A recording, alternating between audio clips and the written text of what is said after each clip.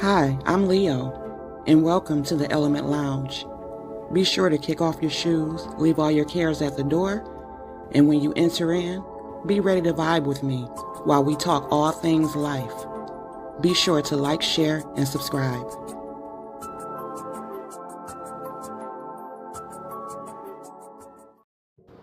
All right, welcome, Elements. I decided that I was going to try something new on my channel, so we'll see how it goes.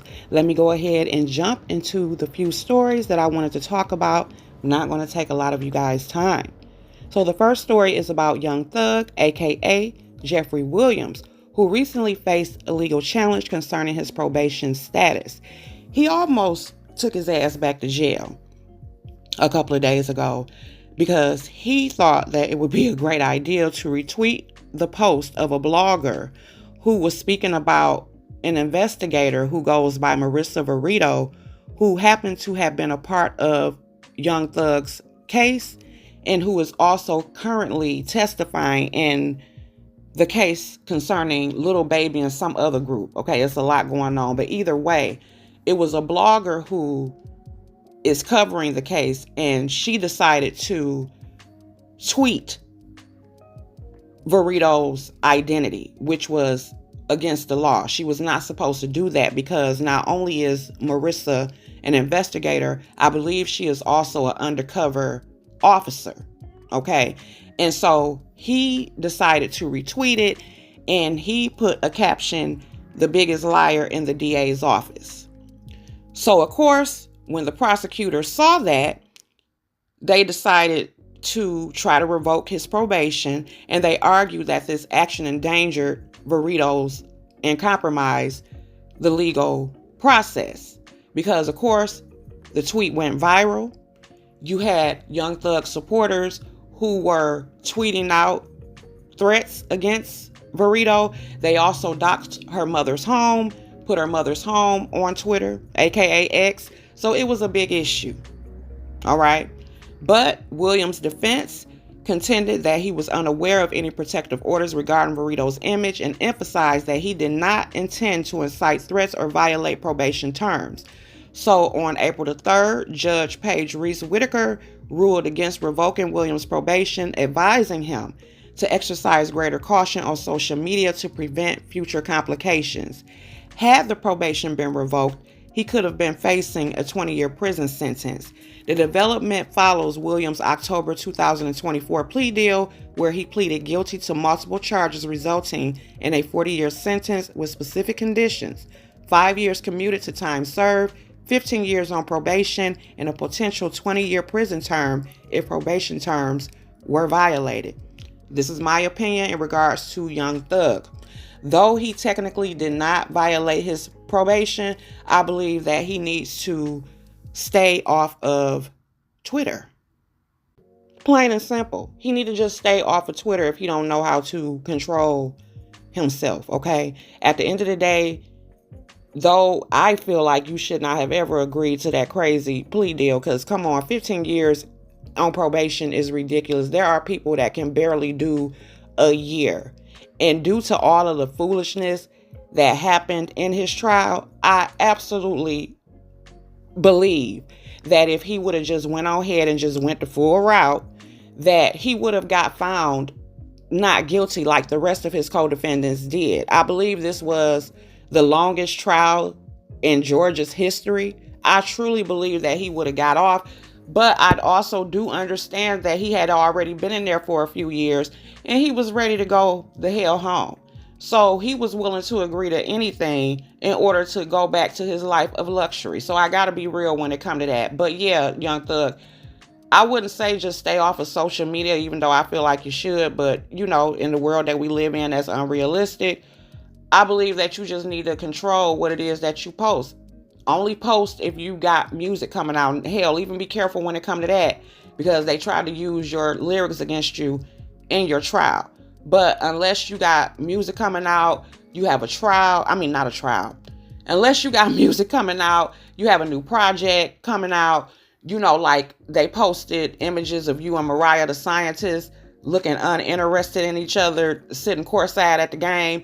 Unless it's lifestyle stuff like that, don't post nothing, or hire a social media manager, get somebody that you trust that got your best interests at heart, and have them post on your behalf. I am of the belief that just because you can does not mean that you should. And you need to be careful because, of course, especially Fanny, they are upset that you are out. They are very much upset. So they looking for you to jaywalk, and they gonna be willing and ready to try to throw you back in. So in order to prevent any of this, like the judge told you, exercise some restraint when it come to you retweeting and twitting and whatever the hell it is that you're doing. And let me add a quick note before we begin this story. Young Thug had actually posted about this rapper, saying that the Atlanta police was responsible for his unaliving. That's why I initially thought the prosecutors came after him, but that actually was not the case. But he did that stupid shit too. Okay, so now we are coming to young Scooter, and as a matter of fact, he is from Atlanta. He was born Kenneth Edward Rashad Bailey. He tragically passed away on his 39th birthday, which was March 28th. Okay. The incident occurred when Bailey sustained a fatal leg injury while attempting to flee from police responding to a false 911 call in Atlanta's Kirkwood neighborhood. The emergency call falsely reported a violent dispute involving gunfire and a woman being forcibly taken into a residence. Upon arrival, officers found no evidence supporting these claims. Bailey and another individual fled the scene.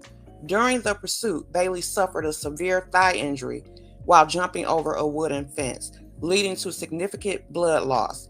He was transported to Grady Marcus Trauma Center, where he was pronounced unalive. Now, I'm going to jump in here for a second before I move to this young lady who, to me, is the cause of this happening. When this story first was reported, they did try to say that he suffered a gunshot wound. They tried to make it seem like it was a police brutality case, like the police had done something wrong, until the real story ended up coming out. And even with the real story coming out, there are still people who are actually questioning the validity of what is going on. I don't think that people understand that there are so many different ways than the ways that we are used to hearing that are too common. There are many ways to leave this earth. Many ways. If you hit somebody wrong and they head wrong, you can unalive somebody. Okay? Sometimes, like they said, the truth is more stranger than fiction. But I do believe that is what happened. But the sad part about this is all of this happened over a threesome gone wrong, from what I understand. The 911 call was traced back to 31-year-old Demetra Spence, who you see right here. That is her mug shot, who has since been arrested and charged with making a false report, which contributed to the circumstances leading to Bailey's death. Bailey was renowned for his collaborations with artists like Future and Gucci Mane. He gained prominence with his 2013 mixtape, Street Lottery, and the hit single, Columbia. Bringing back to this young lady, she's also someone who was on Baddies, the show Baddies. I think she either auditioned or she was on the show. I know she's connected to Baddies. And I believe she goes by Desi something or whatever. But either way, this lady was also a normal on Clubhouse. And from different people that I have been listening to, they were saying, some of the people that were on Clubhouse with her was saying that they remember when she first came and spoke about what happened. She picked the girl to come with her, acting as her madam, her pimp, whatever is going on. This is all alleged. And pretty much they were supposed to have a threesome with young Scooter and the other guy that was there. Once they got there, this young lady, Demetra, or what is this half a name again? Sorry, y'all. Yes, Demetria. She got there. She ended up leaving the room somehow. I don't know whether it was to change clothes, whatever she went to go do. And she decided that she was going to stay out the room for a while just to see what happens. When she decided to go back in the room, the party had already got started, which means the threesome had already got started. And so she got jealous about that. Because I don't know whether she was dealing with because I think everything centered around the other guy that was there. I don't think her and young Scooter had anything going on. But I believe that the other young guy was there, is who I guess she was dealing with or whatever. But either way, she got upset because the party got started without her. She decided to leave the residence, left the door wide open, and decided to go make these false police calls. The false police calls, you can hear them on here. There are several videos that actually play the call in its entirety. Even listening to it, it didn't sound believable, because I was even looking sideways at the 911 operator, but at the same time, I know that they are trained to not just dismiss any type of call. So the lady had to take what I was just sitting there, just even from me listening to it, I'm like, you can tell that this lady was lying because she was constantly just adding things on. But either way, with her ending up doing that, she ended up getting the place swatted. Okay. And this was the result of her actions. They went on ahead and picked her up, as you just heard, and she is currently in jail. And I believe her bond was set at $7,500. She, from what I understand, is still in there because she was not able to make bail. I absolutely believe that she deserves to still be in there. I believe that she should be in there for a while. Okay, I'm not going to say that I believe that she needs to be charged with, his unaliving. I won't take it that far, even though to me her actions led to it. But I wouldn't be mad if they gave her a couple of years just for doing stuff like that. And that is the problem with the type of things that go on like this. It's so many cases to where people lie, they call, and having people places swatted. And these are the type of things that can happen. People can be really, really hurt when these police show up because these police don't know what they're walking into. And then, you're talking about a young lady being violated. Then she even added a child. Like, it was just crazy that all of this, because of her jealousy, her being petty, her just being whatever the hell she was, just wanting to do something, led to this young man's death. It's very, very sad. Okay. And I definitely think that she deserves consequences for this. That's my personal opinion. Y'all are welcome to let me know what y'all think. But this is the problem with stuff like this that goes on. This is the problem when people online are irresponsible. We like to say that this is not a real place, but social media has led to a lot of unalivings, a lot of tragedies that could have been prevented if people would have just been responsible with the way that they operate on here. Okay, so this story, initially when it came out, it had got a lot of mixed opinions. It was even discussed on the Breakfast Club, and Charlemagne, the guy, was one of the people who came down on the father automatically. He actually got backlash because of how he came down on his opinion of the father being irresponsible for leaving his children unattended. But this is what happened. This is Chris Lewis. He's 24 years old from Augusta, Georgia. And he was arrested on March 22nd and charged with a misdemeanor of deprivation of a minor after allegedly leaving his 3 children, who were ages 10, 6, and 1, unattended at a McDonald's for over an hour. Lewis initially claimed he left them to attend a job interview at a nearby West Bank Inn. However, subsequent investigations by the Richmond County Sheriff's Office revealed inconsistencies in his account. While Lewis had submitted a job application and participated in an informal interview earlier that day, there was no interview during the time his children were left alone. Surveillance footage confirmed he was not at the inn during that period. Witnesses also reported hearing Lewis mention he needed to drop something off before leaving the children. His 10-year-old daughter indicated that he frequently left them alone and had mentioned delivering a backpack. The incident garnered significant public attention, leading former NFL player Antonio Brown to initiate a GoFundMe campaign on Lewis' behalf, raising over $78,000. Brown expressed empathy for Lewis' situation, acknowledging the challenges faced by parents without access to child care. The case has sparked widespread debate regarding the difficulties low-income parents encounter in securing employment while managing childcare responsibilities.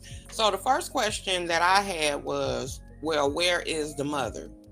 And it turns out that she actually does exist. She ended up being contacted by the 10-year-old at like 6:30 in the afternoon. He first dropped them off at 4:30 in the afternoon at the McDonald's, okay? So there were some inconsistencies in what he was saying, meaning that he lied about the time period.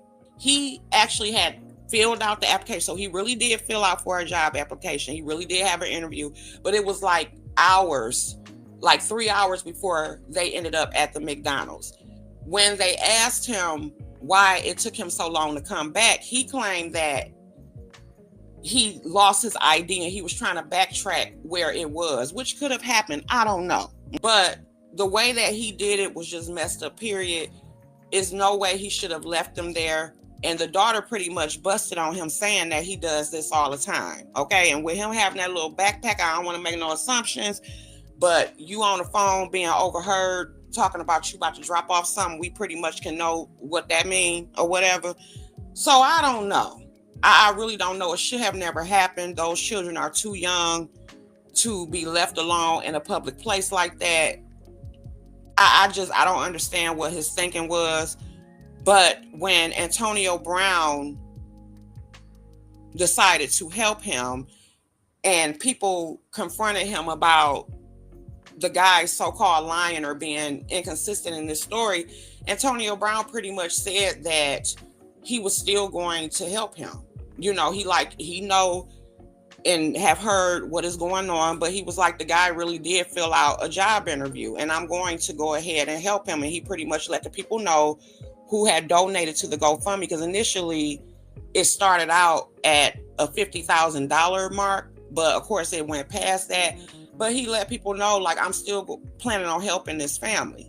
You know, if you guys want refunds back, y'all can go ahead and request refunds. GoFundMe will send it back to you. But whatever is left of that, if there's anything left of that, I'm still going to make sure that this man and his family get the money.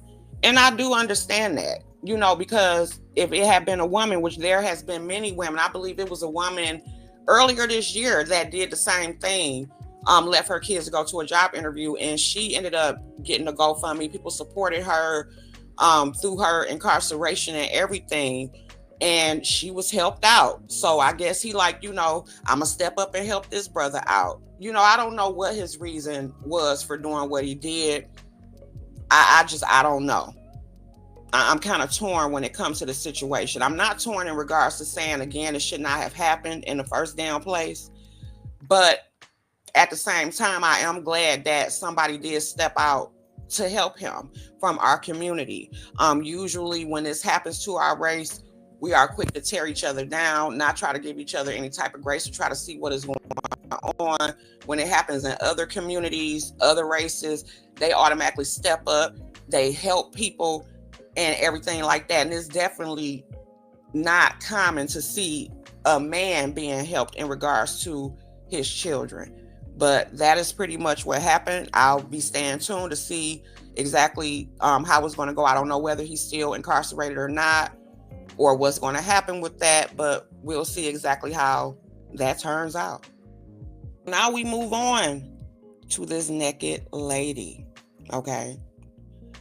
So a couple of days ago, a woman at Fort Lauderdale Hollywood International Airport caused a scene by stripping down to her underwear during an argument at Spirit Airline Gate 12. Of course, it would be Spirit's child. Captured in a viral video, she argued with a man who attempted to return her clothing. A police officer later provided her with a t-shirt to cover herself. Witnesses either diverted their eyes or recorded the incident. Comments on social media highlighted Spirit Airlines' reputation for attracting disruptive passengers. A recent Axios Harris poll placed Spirit near the bottom of Americans' perceptions of prominent companies. This event follows another disruptive incident earlier this year involving an unclothed, inebriated man at the same airport. It's been legally established that underdressing at TSA checkpoints is not permitted by the First Amendment. Now, it's quite apparent that this lady was having a mental health crisis for her to even do something like this. But this is what I don't understand when it comes to a lot of these incidents is how do these people behave themselves well enough through the TSA, getting through the line, having to take their shoes and everything off. They go through security. They all seem to maintain themselves just fine until either they get to the damn terminal or worse, they get on the damn plane and decides to act a fool. I don't understand that, have never understood that. But this is what happens. And like they say at this particular airport, this is not something that is uncommon. But, seriously, I hope that she was able to get the mental health help that she needs, because it's quite apparent for you to do something like that in public. Okay, so we're gonna pray for her, we're gonna give her some grace, and hopefully she'll get together and it won't happen again, child. And now we got the Dubai viral sensation Onijah Robinson, okay, a 33-year-old woman from New York who gained international attention in late 2024 when she traveled to Pakistan to marry a 19-year-old man whom she had met online. Upon her arrival on October 11, 2024, the guy reportedly abandoned her due to the family opposition. Robinson refused to return to the U.S., initially staying outside his apartment before moving to a shelter run by Chippa Welfare Association and later being admitted to the psychiatric ward at the Jinnah Postgraduate Medical Center. Her situation attracted significant media attention, okay, leading to intervention by the local authorities who extended her expired visa on humanitarian grounds and offered her a ticket back to the United States, which initially she declined. After spending over 3 months in Karachi, Robinson departed Pakistan on February 7, 2025, traveling to New York via Dubai. Because at first they were saying that she was in Dubai and that they had locked her up. And then we didn't hear anything else from her. But then I believe like the day before yesterday, she was spotted in New York City where she revealed that she had married the guy despite the earlier challenges. She stated, "We met through the internet. We had a romantic date." However, she noted that her husband, in quotations, remains in Pakistan and she is uncertain when they will unite. Now, you can find videos of her, giving her little interview. She looks good. Okay, her makeup was on point. She had her nice little bust down going on. And she seems to be in really, really good spirits. Okay, but yes, she definitely took everybody by storm with her personalities, with her oh to Allah, la la la, whatever she was saying, her different sayings. She was very funny. Like everybody was drawn to her energy. So, it's good to know that she's okay, that she did not disappear off the face of the earth.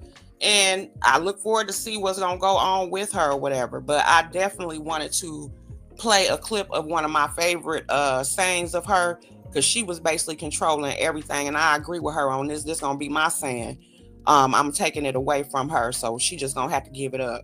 Not talking unless y'all giving me land and 2,000 or more every week. You hear me? Yep. I'm getting my Pakistani passport and Pakistani ID.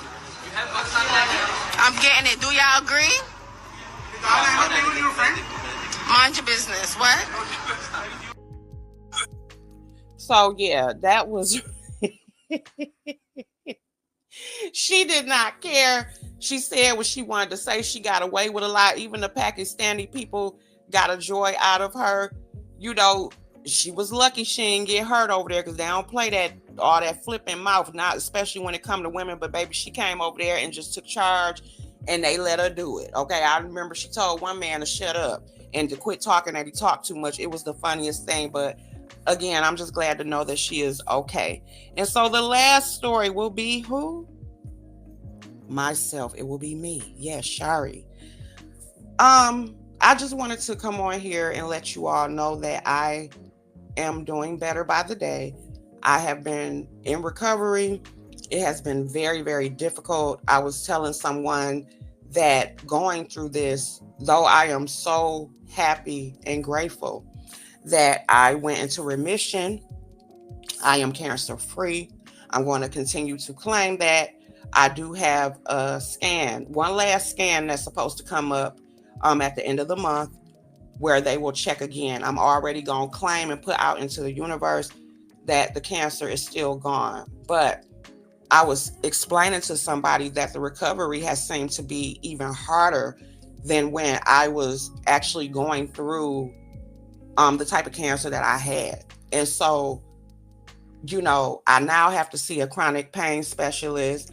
That has been going good, but there's different things they're checking out in regards to the results of the different type of radiations that I've had. So I've been going through a lot, but I'm just literally taking it one moment at a time. Shout out to all of the elements who have been continuously checking out on me. A lot of my elements who I've known throughout the years, they actually have my personal phone number. And so I remember, I believe it was like either last Tuesday or Wednesday, it was like 6 elements that reached out to me. It was like all at the same time. Text message after text message. I got calls and everything. And it just, again, makes me be so grateful for the amount of support outside of my family that I have continued to have through this process. But yes, to let you all know, overall, I'm okay, but it has been very, very, very, very, very rough. Very rough, which is why you guys have not seen me like that. You will see me drop down every now and again in certain people's chat if I just happen to catch certain people live. A lot of people who I still watch, you may not see me drop down. It's nothing personal. But I literally have just been focusing on healing because I want to be back to the point to where I'm able to start to rebuild my life. So I definitely have learned to put my health as a priority. Have learned to pretty much keep my stress level down. And if that requires me watching what I intake, even as far as what I watch, what I'm a witness to when it comes to these YouTube streets, I will put my health and my sanity as a priority. Also too, I'm on very strong medication. Okay. So, it ain't a good idea to press the live button or press record button when you on the type of medication that I'm on. I'm smart enough to know not to do that. Okay. But that's just to let everybody know that do actually care and genuinely care, that's the reason why you guys have not seen me or heard from me like that, is because I'm literally healing. I'm literally putting that at the forefront of my life because there's so much that I want to do, so much that I am planning on doing once I am able to fully get back on my feet health-wise. And I'm here to let anybody listening to me under the sound of my voice, when it comes to this social media stuff, and I tell you guys this all the time, but when it comes to this social media stuff, sometimes you have to learn when to take a break. Okay, even if you're not so-called going through a health crisis like I am. If this stuff on social media starts to affect your real life in any type of way, I don't care if it's just you losing a lack of sleep, you finding yourself constantly angry, constantly in the midst of bullshit, it's okay to step away and to take a break. You don't even have to give no explanation. You have to understand that life is real and that you do have things to lose. And in my opinion, from the little bit I have been seeing, a lot of y'all operate as though y'all don't have nothing to lose. And that's a very dangerous spot to be in. That's a very dangerous mindset to have. You get what I'm saying? If that is the mindset that you have, I'm not judging you. Do your thing. You know what I'm saying? Because I believe in letting grown people do what grown people want to do. That's why I don't be in the midst of all this mess. I don't jump into people's stuff. I let y'all do what y'all do because I'm going to do what I do. So I'm not judging from that point of view. But there are some of you who are so caught up in the popularity of this place and the caring about what people think about you place and the I want to be seen, I care about numbers, I just want to be a part of the cool kids club, that y'all are literally sacrificing things that y'all done worked hard for this, and it's not worth it. And the people around y'all ain't being real and telling y'all that. A lot of these subscribers are not being real and telling y'all that. A lot of these subscribers that flock to y'all channels while all this mess is going on, they claim to give a damn about you, but a lot of them don't. And this is not to all subscribers. But you know, to me, there's a difference between supporters and subscribers. And a lot of these subscribers look at us as characters in a game. A lot of them are the ones that go on the troll pages, they star stuff. It ain't just these content creators that cause chaos. It's a lot of these subscribers that go under troll pages, or either they'll just be themselves and they'll go and bone carry to you and then bone carry to the next person. It just be a lot of stuff going on because they want to see you in strife. They claim to care about you. They claim to love you and support you, and they want the best for you, but they will be the very ones that will try to ruin your day. They will be the very ones that try to push you out there to have all this drama for their benefit, not realizing that you are not just a character, that you are actually a real human being. And a lot of these things that y'all participating in can really affect your life in so many different ways. A lot of these people that's in y'all chats, they don't give a damn about you. And that's the reality of it. They don't care about you. You're just entertainment to them. So I think that some of y'all should actually consider that. And again, just be real about the fact of whether or not you got stuff to lose. Be real about the fact that you can only get away with things for so long. Be real about the fact that there are real consequences to everybody's actions. None of us are exempt. I've been saying that for years. None of us are exempt. And truthfully, y'all not clocking no money like that. I don't give a damn what y'all try to say in this sector in particular. Y'all not clocking no money like that that's worth the strife, the lack of sleep, the peace, the broken connections, the disrespect that y'all constantly tolerate to be around each other. Is not worth the stuff that y'all sacrifice in the long run. It's just not. So that's what I have to say in regards to that. Other than that, that's what Leo doing. Leo is chilling and healing. And that's that. So I hope that you guys enjoyed this show. I'll see you guys later. Thank you so much for joining me in the Element Lounge. Hopefully you enjoyed yourself, and I would love to see you again. If you happen to have any opinions about anything that was discussed, feel free to leave it in the comments section. All I ask is that you be respectful and adult about it. Have a great day, guys. Bye.